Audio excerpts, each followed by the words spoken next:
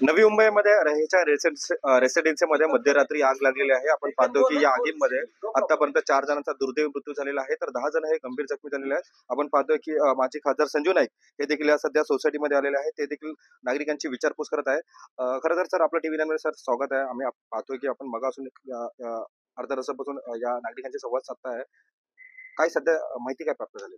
खरं म्हणजे दिवाळी हा एक आनंदाचा उत्साहाचा असा सण असतो, परंतु कधी कधी तो सण लोकांच्या जीवनामध्ये दुःख निर्माण करतो। आज महात्मा गांधी कॉम्प्लेक्स याच्यामध्ये रहेजा टॉवर हा एक प्रसिद्ध असा इथे रहिवासी संकुल आहे आणि दुर्दैवानं वरच्या मजल्यावर असं सांगतात, आता असं माहित नाही नक्की, परंतु शॉर्ट सर्किट झालं आणि काहीतरी आग लागली, कपड्याला लागलं आणि मग 3 मजले 11, 12 आणि 13 या 3 मजल्यांना आगीने रौद्र धूप धारण केलं आणि वरच्या मजल्यावरच्या लोकांचं गुदमरून मृत्यू झालेला आहे। त्यांनी खरं म्हणजे बाहेर यायला पाहिजे। 11व्या मजल्यावरची लोक बाहेर आली आणि टेरेसवरती गेली, ते वाचले आणि 12वरच्या त्यांना वाटलं की आग आत येणार नाही। तर अशा वेळेस थोडस माणसांनी आपली सत्सविक बुद्धीचा वापर केला तर माणूस जगतो, परंतु दुर्दैवानं त्यांना तसं जाणवलं नाही। ते आतमध्ये राहिले आणि धूर इतका झाला की त्यांना श्वासोश्वास झाला नाही आणि कोंडून त्या ठिकाणी गुदमरून मृत्यू झाला। ही दुर्दैवी बाब आहे। पोलीस आणि संबंधित सर्व लोक, फायर ब्रिगेड यांनी त्वरित येऊन त्यांना ज्या काही गोष्टी आवश्यक आहेत त्या केल्या, परंतु शेवटी तिथपर्यंत 4 लोकांचा मृत्यू झाला। काही लोक त्या ठिकाणी जखमी आहेत, काही लोकांना भाजलेला आहे।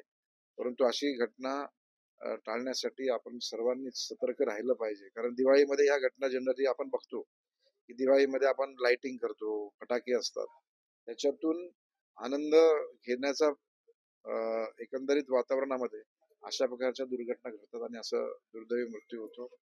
आम्ही सर्व संवेदना या लोकांच्या बरोबर, कारण या भागातले सर्व लोक एक सुशिक्षित, समजूतदार आणि खूप जुनी लोक आहेत, 20, 22, 25 वर्षापासून राहतात। तर पुढचं जे काही गोष्ट आहे ती जिथे महानगरपालिका असेल तिथे महानगरपालिका, पोलीस प्रशासन आणि फायर ब्रिगेड हे तिघांचा समन्वयाने कसं त्यांना मदत होईल असा आमचा प्रयत्न राहील। आमचे प्रकाश भाऊ मोरे नगरसेवक हे सुद्धा कालपासून या संदर्भामध्ये सातत्यानं त्यांच्या संपर्कात आणि सहकार्यामध्ये आहेत। ही सर्व मंडळी यांना कसं सहकार्य करेल असं आम्ही या ठिकाणी बघू। तर खरं तर आपण पाहतोय की एका 6 वर्षा मुलीचा देखील या ठिकाणी होरपळून मृत्यू झालेला आहे। फारच दुर्दैवी आणि मनाला यातना देणारी घटना आहे की तेच की आज अशा आनंदाच्या क्षणांमध्ये असं दुर्दैवी घटना होणं आणि एक छोटीशी मुलीचा मृत्यू अशा पद्धतीने होणं किंवा कोणाचाही मृत्यू होणं हा नक्कीच वेदनादायी आहे। सर्वांनी या संदर्भात काळजी घेतली पाहिजे असं नक्कीच मला या ठिकाणी सांगायचं वाटतं। धन्यवाद। खरं तर आपल्यासोबत हे होते माजी खासदार संजू नाईक यांचं असं देखील म्हणणं आहे की जी घटना घडलेली आहे ती खरं तर ती दुर्दैवी अशी जी प्रतिक्रिया आहे ती सध्या त्यांनी व्यक्त केलेली आहे। कॅमेरा पर्सन राजेंद्र सह मी रवी कराड, टीव्ही 9 मराठी, वाशी, नवी मुंबई।